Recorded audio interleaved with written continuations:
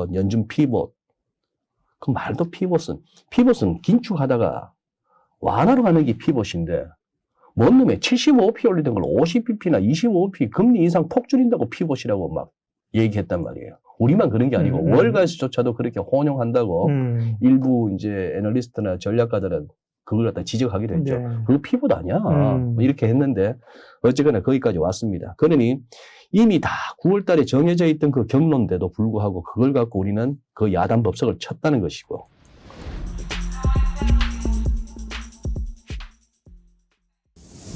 예, 연말이나 또 연초 흐름들을 경제 주식시장 보면서 빼놓을 수 없는 게 미국의 사실 그 통화정책이 어떻게 전개될 것이냐 하는 것이고요. 그에 따른 국내 시장 흐름들은 과연 상승이 또 어디까지 갈 수 있을 것인가, 어떻게 대응해야 될 것인가 궁금한데 이진호 소장님과 말씀 이어가겠습니다.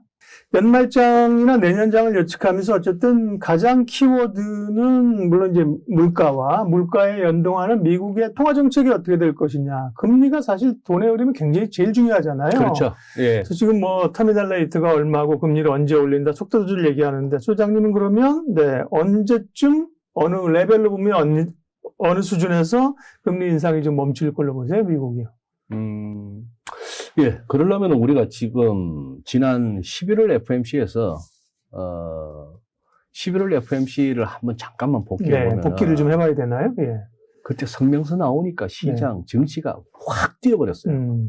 달러 훅 꺾이고 심지어 미국 장 열리기도 전인데 막 유럽도 그냥 막 금리가 훅 떨어지고 미국채 금리도 막 개장 전에 막 추락을 했다가 30분 딱 그렇게 랠리 펼치고 나서 파월 기자회견하면서 맞아요. 장 꺾였잖아요. 맞아요. 예. 파월이 뭐라 했느냐 이거죠. 성명서에서 지금 생각해보면 그거였지 않습니까?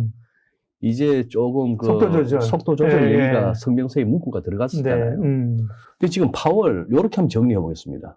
제가 봐서는 블룸버그가 그때 11월 FMC에 사후적으로 헤드라인을 제일 잘 뽑았어요. 파월이 뭐라고 시그널을 줬나 하면은 이제 금리 인상은 smaller rate hikes니까 75bp는 이제 아니고 50bp나 25bp로 인상폭은 이제 작아지겠는데 그러나 higher peak라고 한 거예요. 최종적으로 우리 요즘 터미널 레이트 최종금리하고는 이게 75bp씩 올리다 보니까 벌써 11월에 연방기금리가 3.75에서 4%에서 상당 기준으로 4%까지 왔는데 여기서 이제 다음번 회의에서 4.75는 없고 4.5냐 4.25냐 이런 식으로 되겠으나 문제는 폭은 낮춰지만 올라가야 될 그 목표점은 그렇죠. 더 이제 그러니까 그 얘기를 해서 경기를 일으켰죠. 여기서 또 위에 초록색으로 끈 거는 시장이 반가워할 만한 얘기였죠. 당장 12일부터 이 페이스를 갖다가 좀 늦출 수 있다. 그런데 금리 인상 중단에 대한 토론은 very premature입니다. 매우 시기상조다. 말도 꺼내지 마. 말도 끄집어내지 마라. 그랬다 해서 그동안에 얼마나 빨리 올리냐 해서 이제 얼마나 높이까지 가느냐의 문제였죠. 이거 한 번만 더 보시죠. 지난번 방송에도 말씀드렸습니다만 2021년 9월입니다. 연준이라는 데가 이런 데라는 것은 우리가 감안하고 가시죠. 그때 2021년 이 친구들의 점도표에서는 보면 소위 말하는 중간값은 여전히 0에서 0.25였어요. 이게 1년 만에 지난 9월 FMC에서 어떻게 왔습니까? 여기까지 왔잖아요.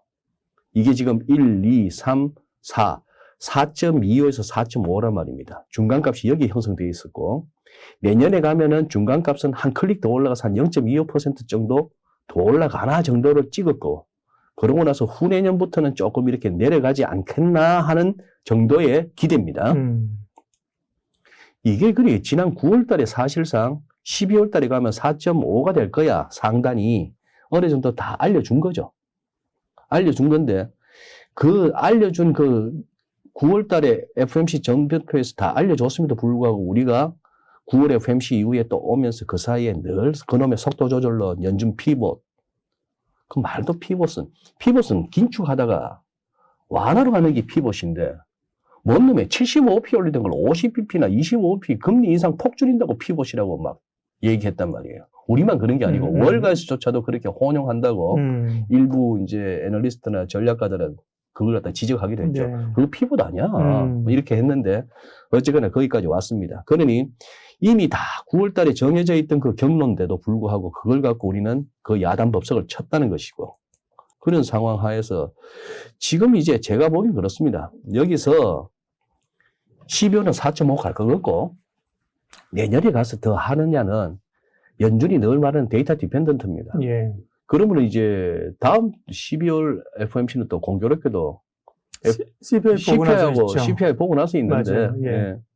이렇게 지금 나왔던 CPI가 진짜 훅훅 꺾여주느냐 7.8까지 내려왔는데 그러면 CPI가 얘가 그러면 7.5나 7.1 심지어 6%대로 훅훅 떨어져 주느냐 아니면 또 뭐 그 근방이냐 예. 혹은 다시 팔자냐 뭐, 네, 뭐 이런 식으로 그거 할 수 있는 거죠. 그러니까요. 가봐야 한다. 가봐야 하는데 그래도 일단은 인플레는 네. 피크는 쳤다에 저도 네. 공감합니다. 어쨌든 우선 모기지 금리가 7%나 갔는데 네. 그러면 후행적으로 미국 집값도 떨어진다고 봐야 되는 거고 그리고 고용시장 상황도 저렇게 자른다고 하는데 회사 다니기만 해줘도 고마울 텐데 뭐 좀 더 줄 수 있나 이런 얘기 이제 슬슬 못 하는 거죠. 그리고 임금발 예. 임금 상승발 인플레이션 압력도 좀 줄어드는 거고. 네. 그럼 이제 연말 12월에 50, 내년에 25 혹은 25에도 5.0이니까 그죠. 대략 그 정도면 이제 임계치에 힘 찼다. 근데 세상을 주물럭거리는 네. 자칭 글로벌 엘리트들이 네. 장난이나 안 쳤으면 좋겠습니다. 네. 먹는 거 갖고 장난 안 치고 식량 파동을 낸다든지 아니면 또 뭐 이상한 병을 갖다가 퍼뜨린다든지 이런 것만 안 했으면 좋겠습니다. 네.